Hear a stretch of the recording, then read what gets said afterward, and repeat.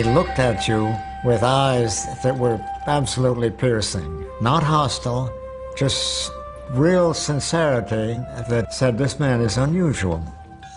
He was small, even by Vietnamese standards. Only 4 feet 11 inches tall and barely 100 pounds, he appeared frail.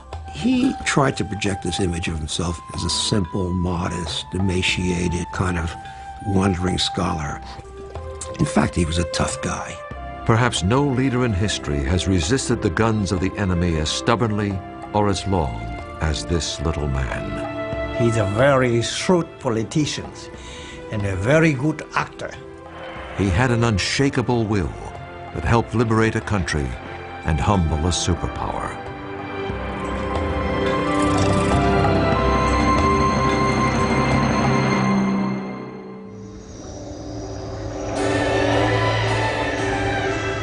In the late 19th century, Indochina was France's most valuable colony. The French made huge amounts of money with rubber and rice exports, especially from the territory now known as Vietnam. Unfortunately, the native people received little or no benefit of this wealth. They had few rights within their own country and little hope for a better life. Life was only slightly better for the family of Ho Chi Minh. What we do know about his family generally is that they were upper class or gentry, as were all the communist revolutionaries. Ho Chi Minh's father, Nguyễn Sinh Cung, came from the village of Kim Lien in Nghệ An, a poor province in central Vietnam. On May 19, 1890, his wife gave birth to their 3rd child and their 2nd son. He was named Nguyễn Sinh Cung, but would one day be known around the world as Ho Chi Minh. When Ho turned 11, tragedy struck the family. While his father was away, his mother died shortly after giving birth to a 3rd son. You can imagine the effect this had. I mean, being faced with the fact that his father is away and his mother had died, and he was responsible for this, basically an infant. And when his father came back to Hue, he took him back to his home village. Ho Chi Minh's father served as a mandarin or local official and spent a great deal of time away from home. Fortunately, relatives and family friends helped take care of Ho and his brother and sister. Initially, Ho's early education was in the traditional study of Chinese characters and Confucian philosophy. But in his early teens, his father apparently became convinced that for his sons to succeed, they needed a French education.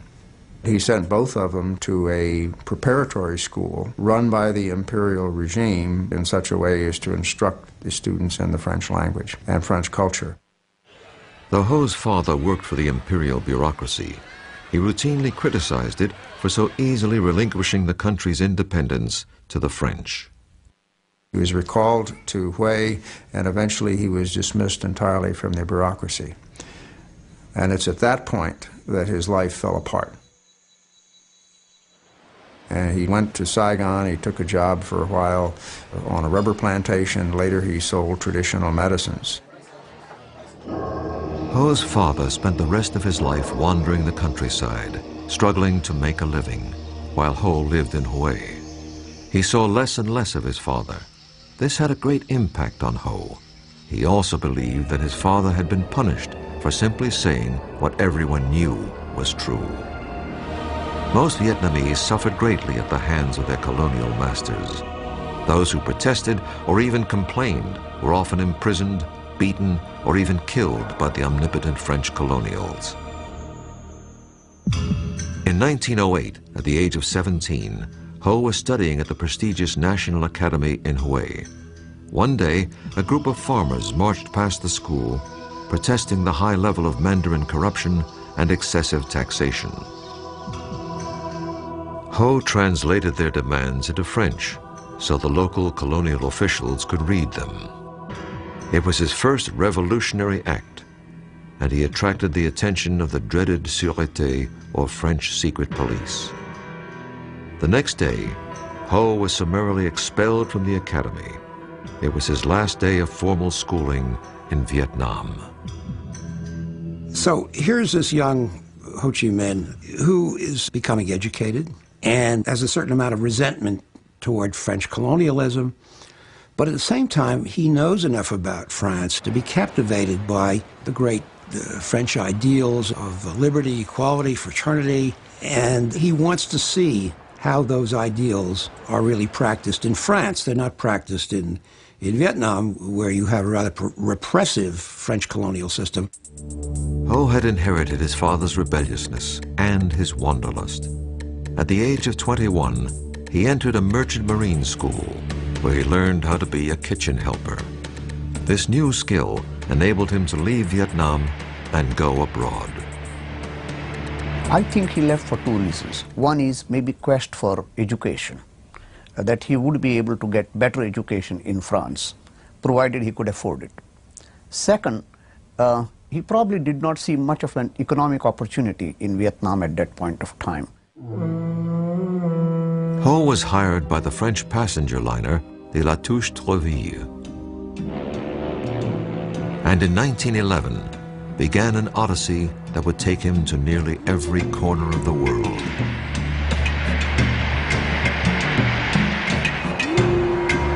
Over the next few years, he saw the terrible impact of colonialism on many other countries. This had a profound influence upon him. Finally, Ho arrived in France. Despite his anti-colonial sentiments, Ho applied for entrance to the French colonial school that trained officials to serve in France's colonies around the world. This was hardly the career path of an anti-French revolutionary. Ho's application was turned down. There's no indication as to how he reacted to the rejection, except that we may assume that it probably strengthened his assumption that he couldn't expect to work from within the system, that he was going to have to work outside the system. In other words, it could very well have been one of a whole series of steps that eventually led him into becoming a revolutionary. Ho wandered around France for a year or so. He supported himself with a variety of odd jobs, including gardening and dishwashing. He went back out to sea between 1911 and 1917, traveling to Africa, South America, and even the United States. On one trip, he reportedly jumped ship in Boston and made his way down to New York City. I mean, here he is seeing, as it would be to any kid from this faraway place, the skyscrapers, the highways, taking the subway up to the Bronx, taking the ferry to Hoboken. He was absolutely dazzled by the Statue of Liberty and everything it represented. While working as a dishwasher in New York's Chinatown, Ho was amazed to learn that immigrants in the U.S. were entitled to legal rights that the Vietnamese weren't allowed to have under the French in their own country. He said, I was with the lowest labor types in New York.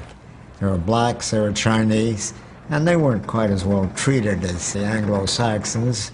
But he said, you know, they could all vote. And this impressed him tremendously. Shortly before the start of World War I, Ho left America and sailed to England. He found work in the kitchen of the famous Carlton Hotel under the legendary French chef Escoffier. Escoffier is very impressed by Ho because Ho speaks French, because he's very courteous, and eventually is promoted to being the assistant pastry chef. While in London, Ho had met many other passionate anti-colonialists from places like India, Africa, and Ireland. These contacts rekindled Ho's own nationalist notions. He rededicated himself to liberating his homeland. In 1917, he decided to forego a promising career as a pastry chef and move to Paris. He would learn how to become a revolutionary.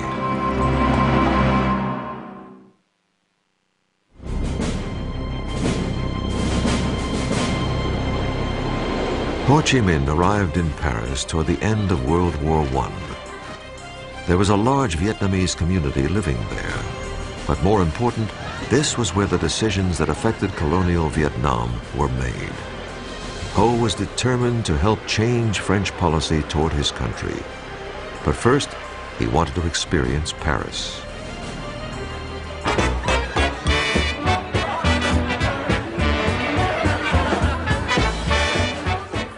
He wandered around the town and would go to art galleries, take in lectures, improving his French. He used to love to go to music halls, and one of his favorite singers was Maurice Chevalier. And he memorized these songs and went on for the rest of his life, without the straw hat, of course, singing Maurice Chevalier songs. In Paris, Ho supported himself through a variety of odd jobs. He worked as a cook and he retouched photos. He even reported on boxing matches and reviewed films for a French newspaper. Of course, his primary goal was to somehow organize Vietnamese expatriates into a movement that would pressure the French government into improving conditions in his homeland. People who encountered Ho Chi Minh in those days tended to say pretty much the same things. Very intense young man, very anxious to learn, very idealistic, a man very much driven by ideas. But what was remembered about him perhaps more than anything else was his sharp eyes that essentially seemed to penetrate the soul of the person who was talking to him. Ho discovered that there were many Frenchmen who were sympathetic to his cause. These liberals encouraged him to join their socialist group and to write and publish his own ideas. Soon, Ho and other Vietnamese expatriates began publishing an anti-colonial newspaper directed toward the Vietnamese community in France. Their leaflets were even smuggled back to Vietnam. All of his writings really are on that theme. What a rotten deal colonials are getting all over the French Empire, which indeed they were. Ho's point of thinking is, how do you fix this? Do you fix it with revolution? Do you fix it with violence? How do you do it? Writing under the pseudonym Nguyen Ai Quoc, or Nguyen the Patriot, Ho simply advocated better treatment and equal rights for his people, not revolution. He achieved a near-legendary status in certain circles back in Vietnam, where his rhetoric was considered visionary. Ho also attracted the attention of the imperial regime back home. They accused him of inciting treason and condemned him to death if he ever returned to Vietnam. In 1919, U.S. President Woodrow Wilson traveled to the Versailles Peace Conference to present his famous 14-point plan for world peace. Ho and his associates discovered that one of Wilson's key points was that all nations deserve the right to self-determination. Ho believed that this meant that the U.S. was advocating the end of the colonial system. And Ho Chi Minh, thinking that this might apply to Vietnam, got himself all dressed up in a cutaway coat and striped pants and a top hat, and he went out to Versailles carrying with him a document that he had written, which was a kind of inventory of various cases of French repression in Vietnam. And his idea was to give this to Wilson so that the United States would then exert pressure on France. Well, he got very rudely rebuffed when he tried to go in to see Wilson or even deliver this. Ho had believed that President Wilson would be sympathetic to Vietnam's plight. He was greatly disappointed that he was unable to present his case. This forced him to look elsewhere for help. A socialist showed Ho a paper that had been written by Vladimir Lenin. In it, the Soviet leader wrote that one of the keys to the spread of communism was the liberation of all colonies. The Russians wanted to end colonialism not because they loved the people who were under colonial rule, but for their own selfish interests. They wanted to weaken the Western powers. But regardless of what their motivation was, they were the only power at the time to advocate it and to actively want to offer help. And it's at that point, as he basically points out, that he determined to become a follower of Lenin, not because he had any understanding of Marxist ideology, but because he loved the strategy that Lenin had set forth as a means of liberating the colonial peoples. In 1920, Ho became one of the founding members of the French Communist Party. He was 30 years old. He had become a great propagandist while living in Paris, but he wanted to learn how to turn rhetoric into revolutionary action. He believed there was really only one place to learn this craft: Moscow. In 1923, Ho received an invitation to join the Comintern, the organization set up by the Soviets to export Marxism and Leninism around the world. He jumped at the opportunity. He disappeared from Paris, leaving his friends wondering what had happened to him. I think what drew Ho to Moscow, first and foremost, was nationalism, the desire to find help to liberate his country and his people. Ho became an important member of the Comintern. He now took his orders from Moscow. I always felt that Ho Chi Minh had very little time for Marxism as a philosophy, as a way of interpreting history. He had great admiration for Leninism and the techniques and the methods to be used. The rest of the world may have abhorred Lenin's tactics, but Ho was devoted to them. He believed that he had found the blueprint for liberating his homeland.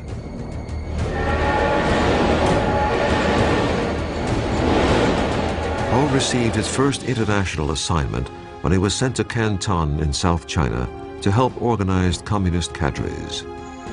It was here that he also began a clandestine lifestyle that would last nearly 30 years. He went underground, so to speak. And you have him wandering around the world under a wide variety of aliases. Some of them Vietnamese, some of them Chinese, depending on where he was and what purpose he needed. If, for example, he contributed to a French newspaper, he'd call himself Victor Le Bon. If he contributed to a Russian newspaper, he'd call himself Nafransky, and so forth. In 1927, Ho was nearly arrested when the Chinese nationalist leader Chiang Kai-shek turned against the communists. Ho narrowly escaped capture and a likely death sentence, and eventually made his way to Siam, or present-day Thailand.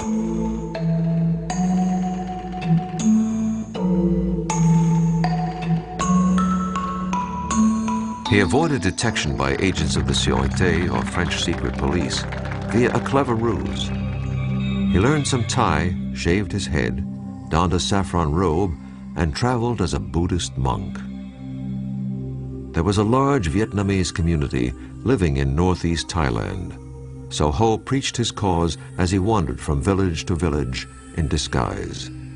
I don't know of any other leader of his stature having done this kind of masquerading under different guises or having had to change his name so many times, which makes me wonder whether this was just a necessity or was it the sense of the drama in the man that prompted him to do this.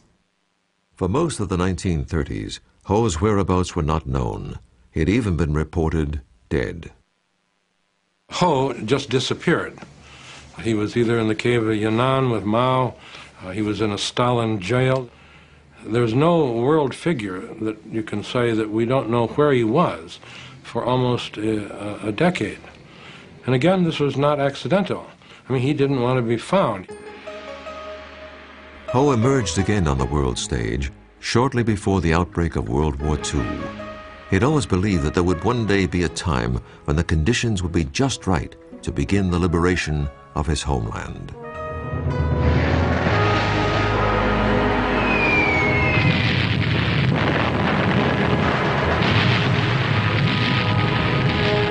When France fell to Germany in the early months of World War II, and the pro-German Vichy government took over the colonial rule of Vietnam, Ho believed that the moment had arrived.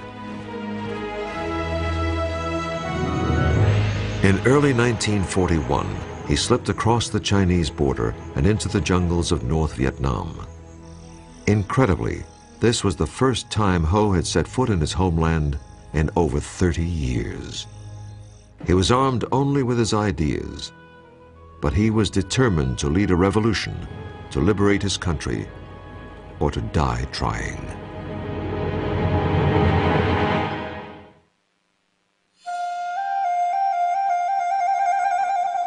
When Ho Chi Minh walked across the border into North Vietnam in 1941, it marked the first time he had set foot in his country since 1911. He had no weapons, almost no money, and very little support. But he was determined to organize a guerrilla movement that would drive the foreigners from his country. He calls the movement the Viet Minh, which is an acronym for Independence League. And he takes for the first time this name Ho Chi Minh, which means roughly bringer of light.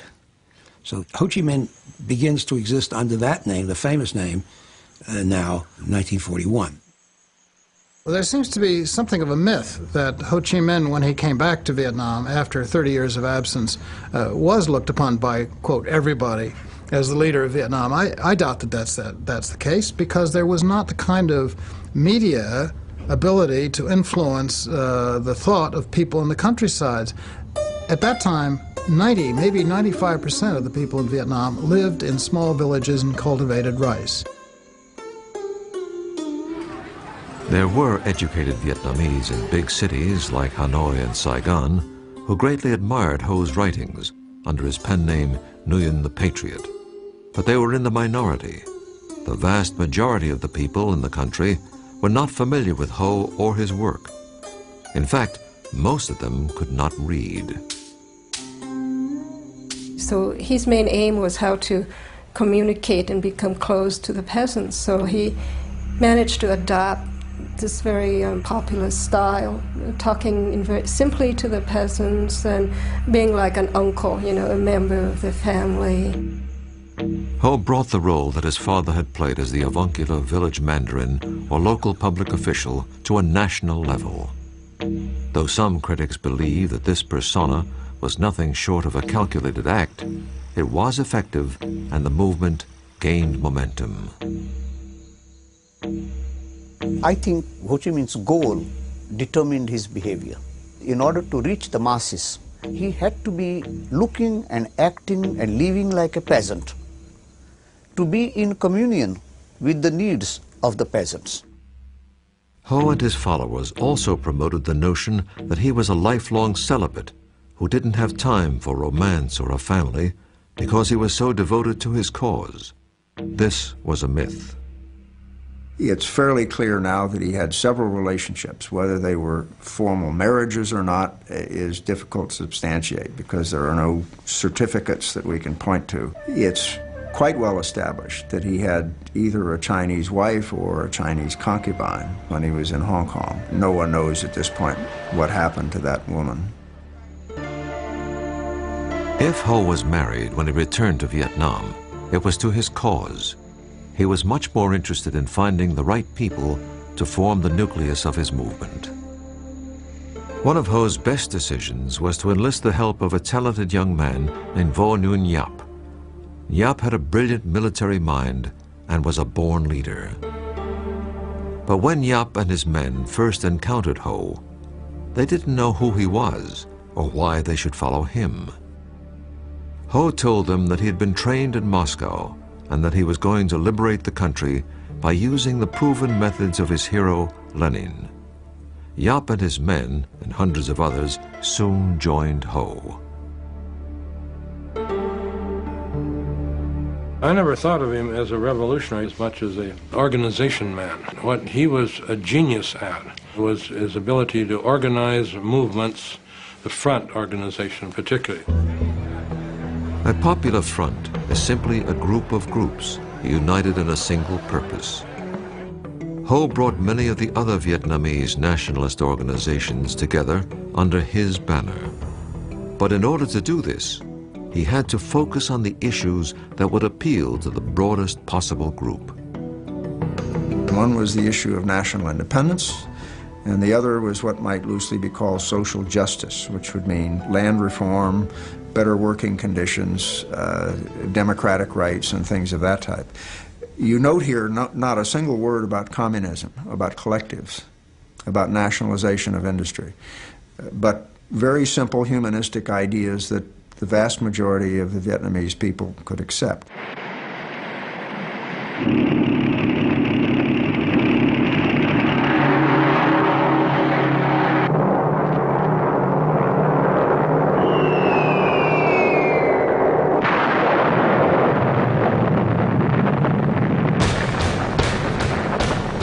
December 7, 1941, Japan bombed the U.S. fleet at Pearl Harbor, Hawaii, and then launched an all-out attack against the British and Dutch colonies of Southeast Asia. Within weeks, Hong Kong, Malaya, Singapore, and Indonesia had all fallen to the Japanese Empire. The Japanese called off their attack on French Indochina when the local pro-Nazi Vichy colonial administration agreed to collaborate with Japan, Germany's Axis partner. Ho could very well have said, okay, I will side with the Japanese because they're like Asians. But he came to the conclusion, very wisely, the Japanese are no better than the French.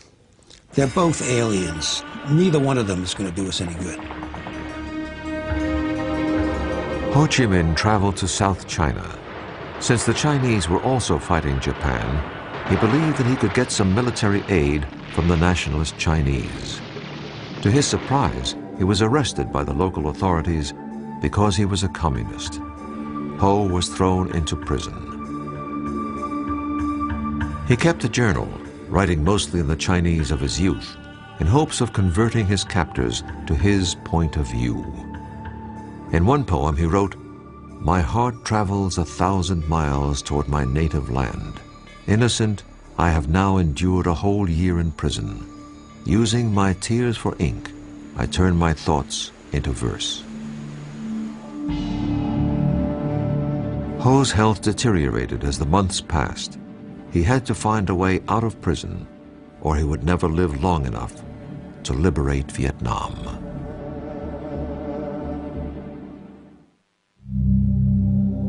Ho Chi Minh spent 14 months enduring the worst imaginable treatment in prison. As the war worsened for the Chinese, Ho convinced his captors to release him so that he could gather intelligence on the Japanese. He was released in 1943 and walked all the way back to his old base in North Vietnam. His compatriots were stunned. They thought he had died. Once again, he became the leader. He was 53 years old.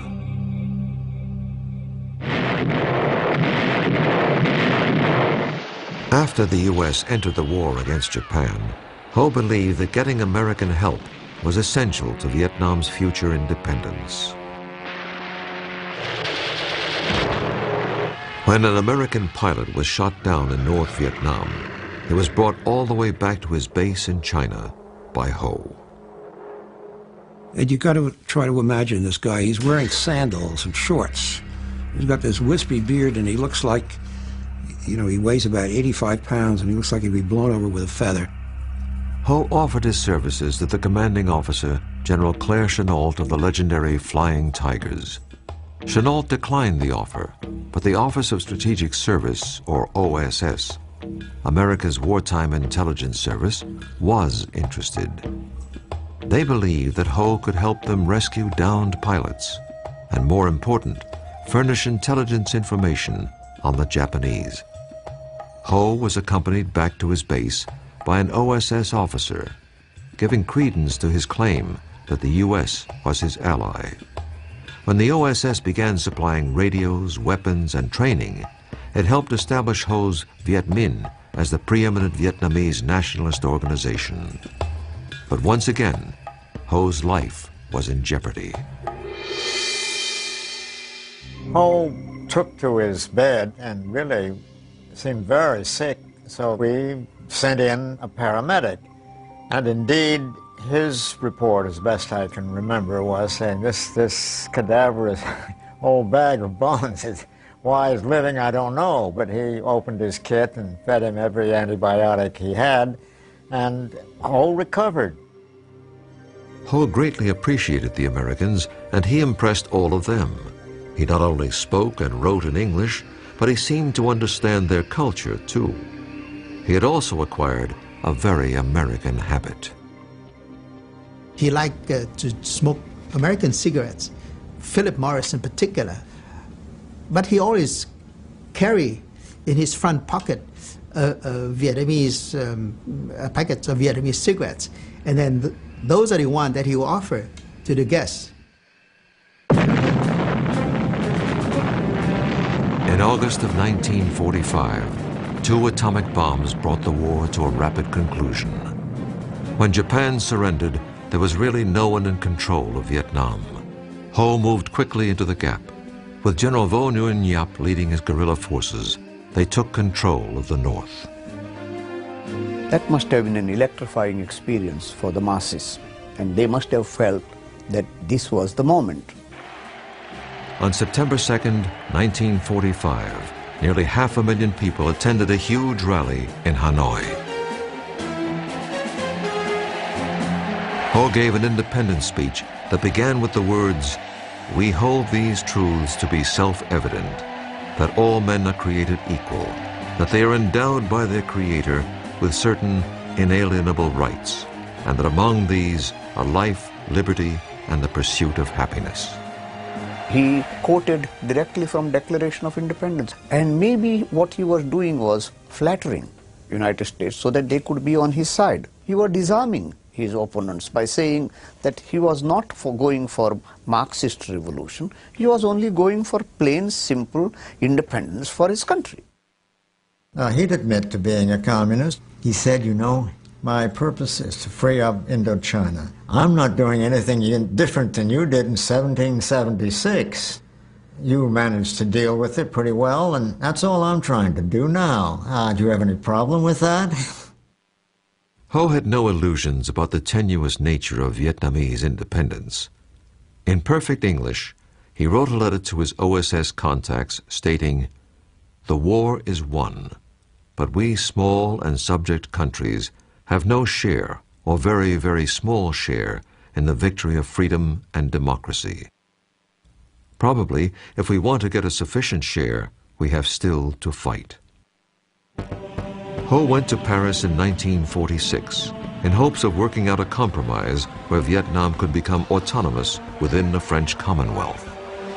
I think Ho Chi Minh was trying to postpone the inevitability of armed conflict with France, because I think he was under no illusion that the French would give up without a fight.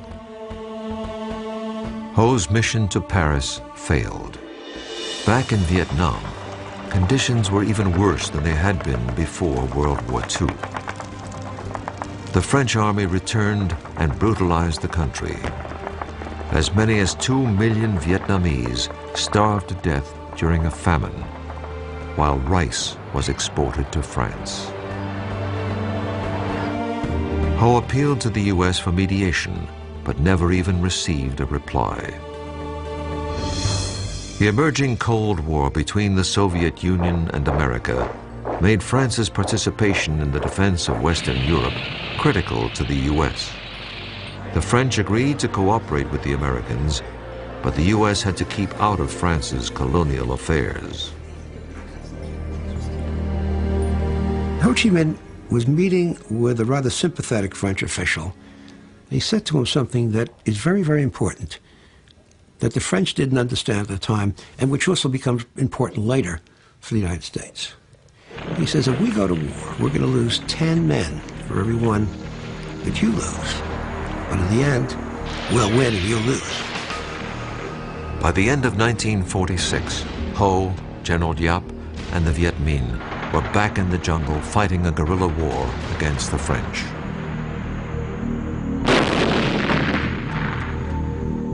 Initially, it seemed unlikely that the Viet Minh would have any hope in defeating the French. But by 1954, the French were desperate to end the bloody guerrilla war that seemed to have no end in sight. The French decided to spring a trap for the Viet Minh at a place called Dien Bien Phu. They believed that the ensuing battle would end the Indochina War. It did end the war, but in a way they could never have imagined.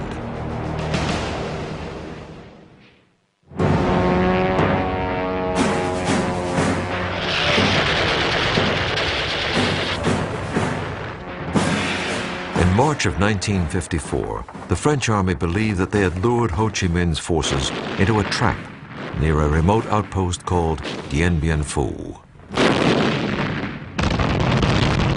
Unfortunately for the French, they only trapped themselves. The battle cost the French over 15,000 casualties. It also cost them Indochina. The Viet Minh victory over the French marked the first time that a European power had been defeated in battle by its colony since the American Revolution.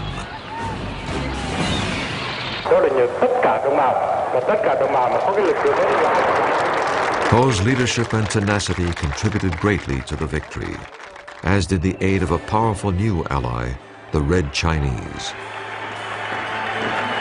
Ho tried to play down the Chinese Communist support. He feared that this alliance would drag Vietnam into the Cold War.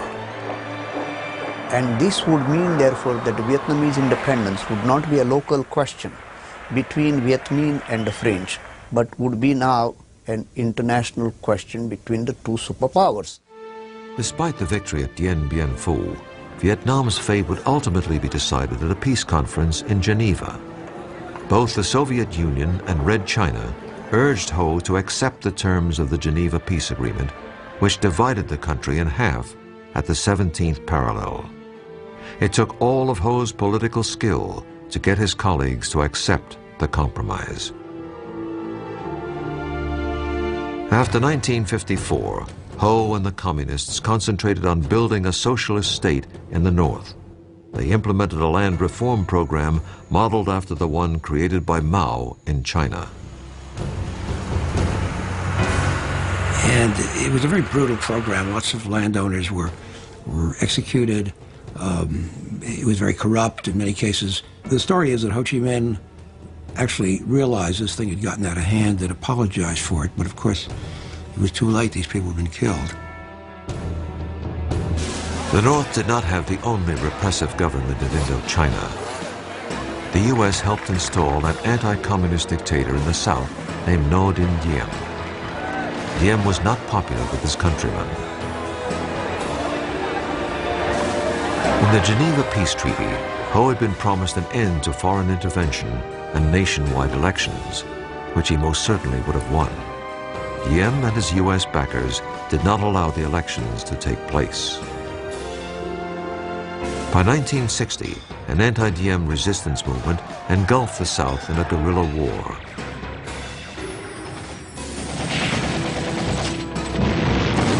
The more the North supported the guerrillas, or Viet Cong, the more the U.S. intervened to counter the spread of communism.